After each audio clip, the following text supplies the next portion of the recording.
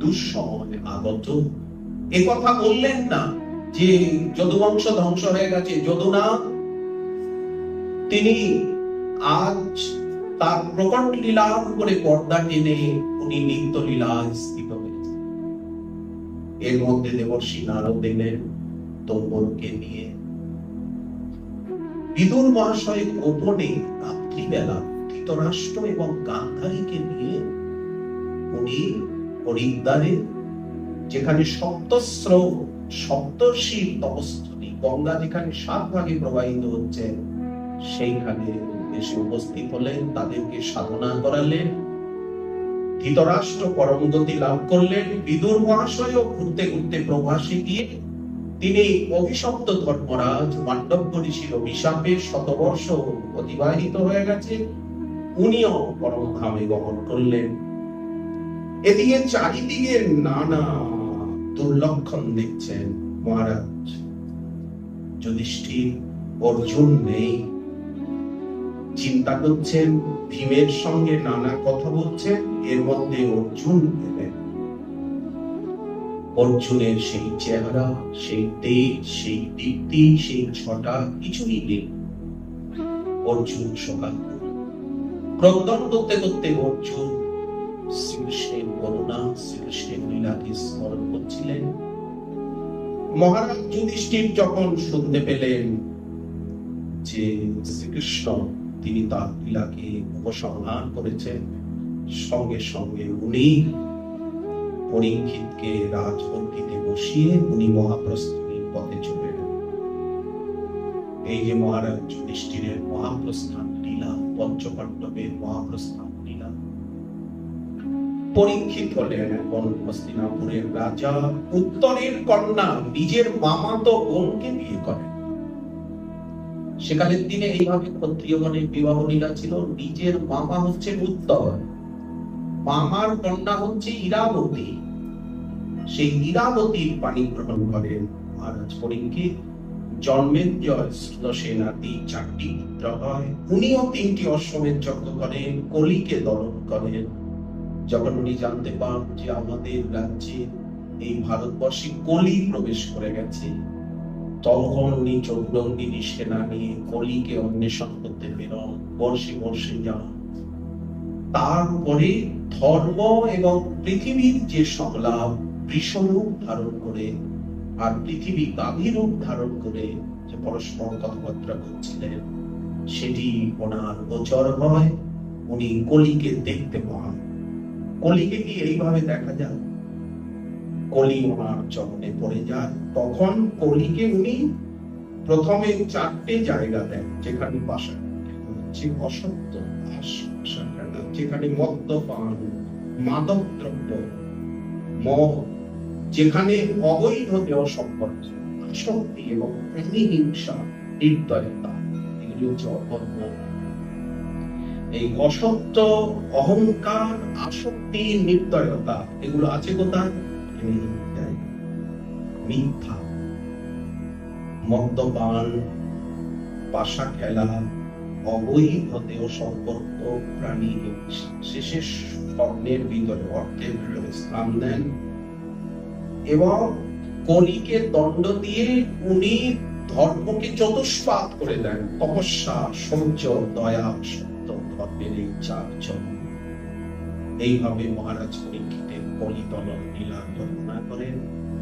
নৈমিষারণ্যে ঋষিগণ শ্রবণ করছিলেন মহারাজ পরীক্ষিতের এবং মহারাজ যুধিষ্ঠিরের, পঞ্চপাণ্ডবের, ভীষ্মদেবের, কুন্তি দেবী এই মঙ্গলময় চরিত্র। ঋষিগণ আনন্দে আত্মহারা হয়ে যান। বাহ, কি সুন্দর বর্ণনা, কি আলো, কি শান্তি। আমরা তো এতদিন খালি যজ্ঞই করছিলাম। দেখো, আগুনের পাশে বসে বসে আমাদের দেহগুলো শুকিয়ে গেছে।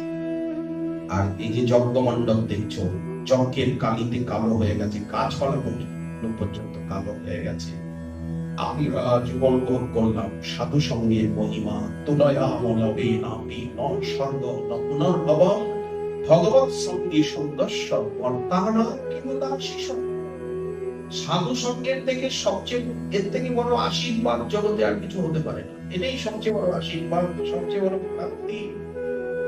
মহারাজ যুধিষ্ঠির মৃগয়ায় গিয়ে ক্ষুধা তৃষ্ণায় মোহিত হয়ে ভগবত ইচ্ছায় ঋষি গলায় মৃত সর্প দিয়ে দিলেন।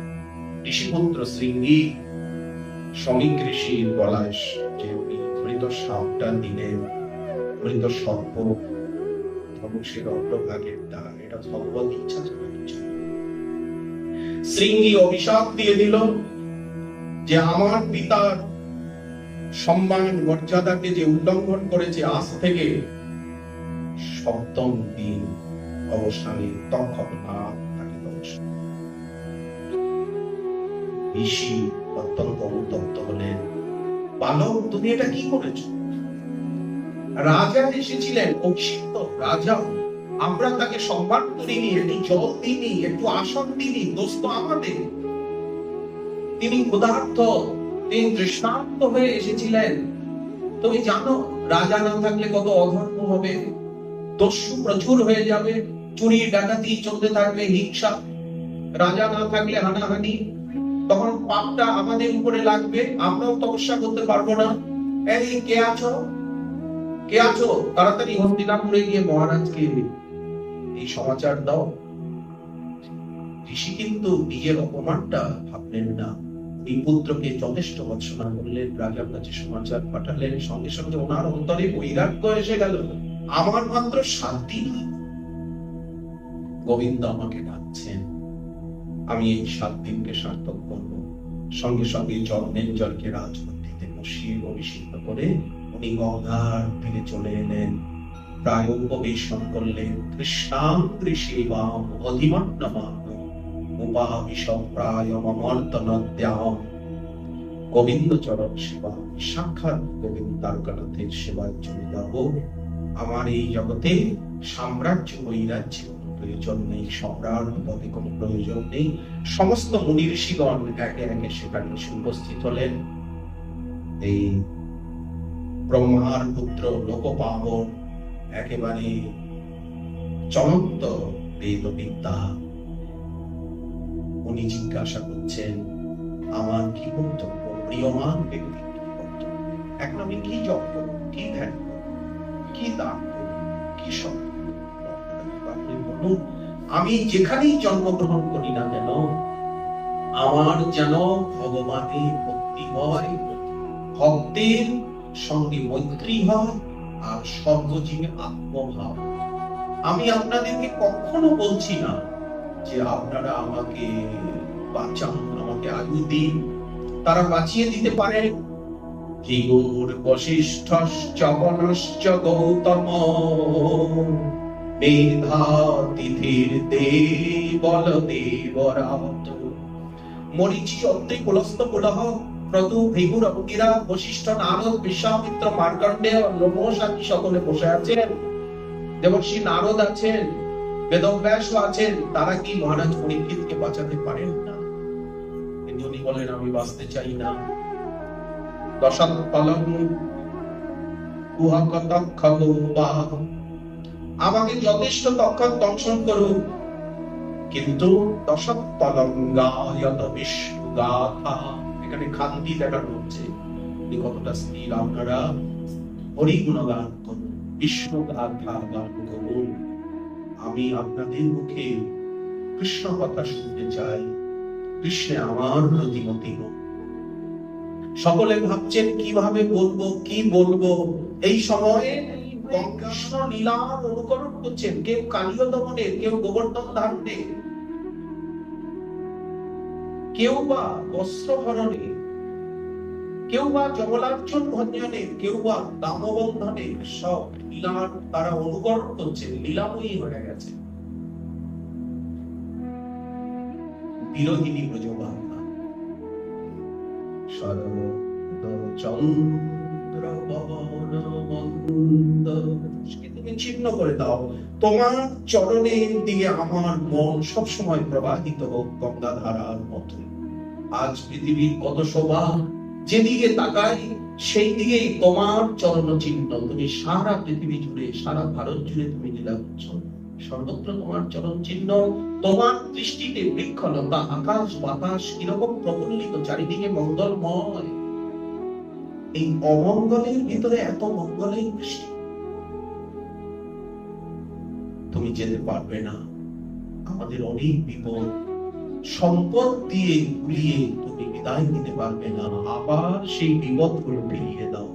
বিপদ তত্র তত্র জগৎগুরু। শ্রীকৃষ্ণকে জগৎগুরু বলছে, বিশ্বগুরু বলছে পিসিমা। যখন বিপদে পড়বো, বিপদ বারণ, বিপদ নাশক তোমাকে স্মরণ করবো, তখনই তুমি ছুটে আসবে। পিসিমা কি হয়েছে, ডাকছেন কেন, কাঁদছেন কেন?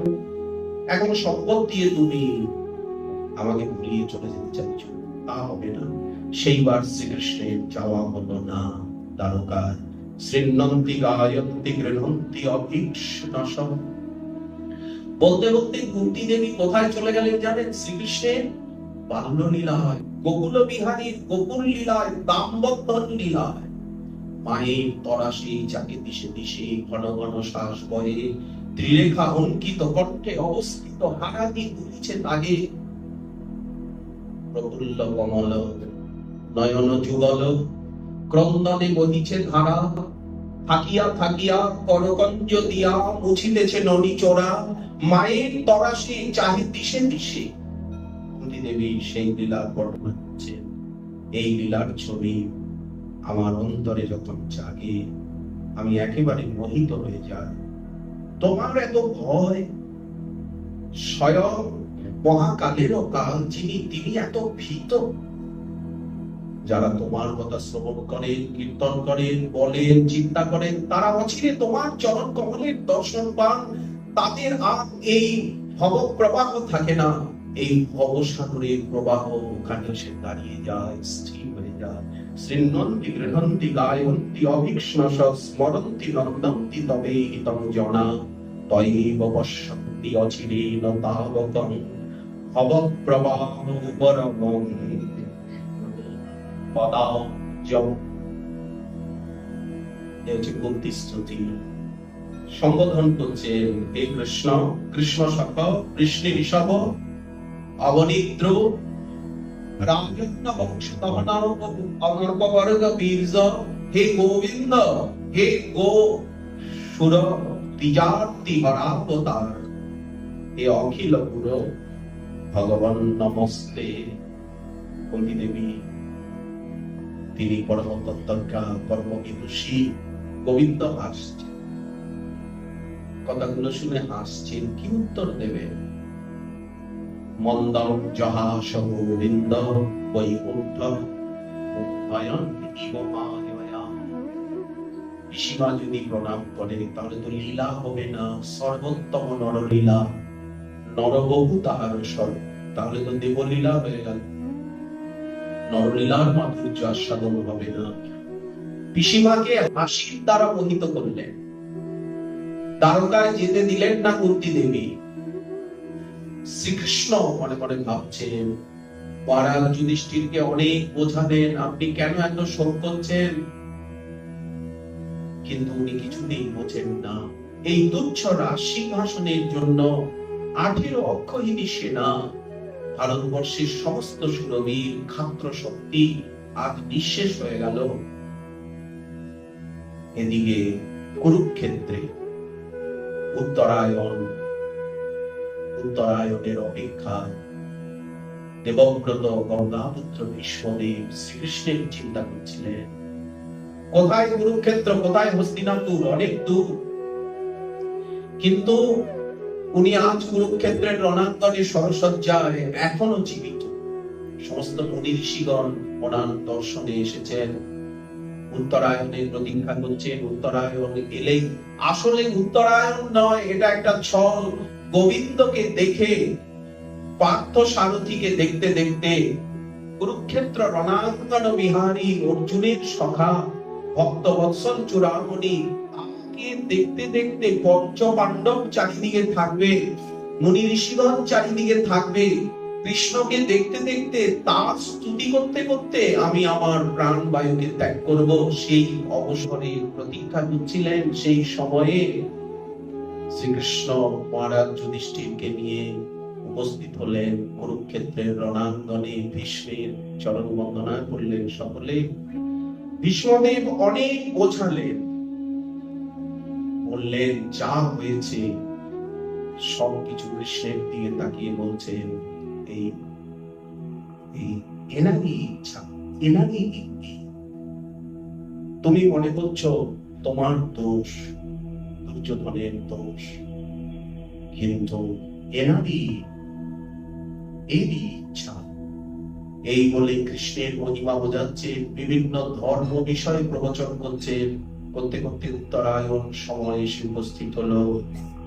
তখন উনি আর কোনো দিকে না তাকিয়ে কৃষ্ণের স্তুতি করলেন 11টি স্তুতি, ভীষ্ম স্তুতি। ইতিমধ্যে উপকল্পিতা বিতৃষ্ণা ভগবতী সাত্তত পঙ্গবে বিভূমি সসুখমুপাগতে ক্বচিৎ বিহর্তুম প্রকৃতিমুপেয়সি যদ্ভবপ্রভা ত্রিভুবনগমনম অমালবর্ণম রবিকর গৌরপরাপরম তধাবে। কৃষ্ণের রূপের বর্ণনা দিচ্ছেন। বপুরলকুলা প্রীতা ননামজম বিজয় সখ রতিরস্তু মে নবদ্দা। কুরুক্ষেত্রের রণাঙ্গনে যা যা ঘটনা ঘটেছিল 18 দিনে, সেই সব ঘটনার স্মৃতি মন্থন রোমন্থন করছে আজ ভীষ্মদেব। তুমি যখন কুরুক্ষেত্রের রণাঙ্গনে সারথি হয়ে, সে লীলা আজ নেই, কিন্তু আমার নয়নে চিরবর্তী।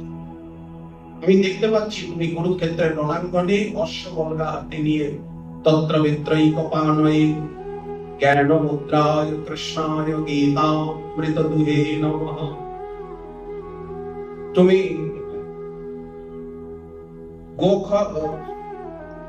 চারিদিকে ধুলি উঠছে, সেই ধুলি জালে তোমার মুখকমল কিভাবে আচ্ছন্ন হয়ে যাচ্ছে। তুমি আমার প্রতিজ্ঞাকে ভঙ্গ করলে। শনিগমম অপহায়ম প্রতিজ্ঞা অধিকর্তুম অবপ্লুত অপস্থ ত্রিলরথ চরণ অভ্যমাচলদ হরিরিবহিবহন্তুম গত তনীয়। বলতে বলতে ভীষ্মদেব কোথায় চলে গেলেন জানেন? রাসলীলায় চলে এলেন। করে সর্বনাশ, হনুমানের মতো লাভ দিয়ে উনি কুরুক্ষেত্রের থেকে বৃন্দাবনে মহারাসস্থলীতে চলে এলেন।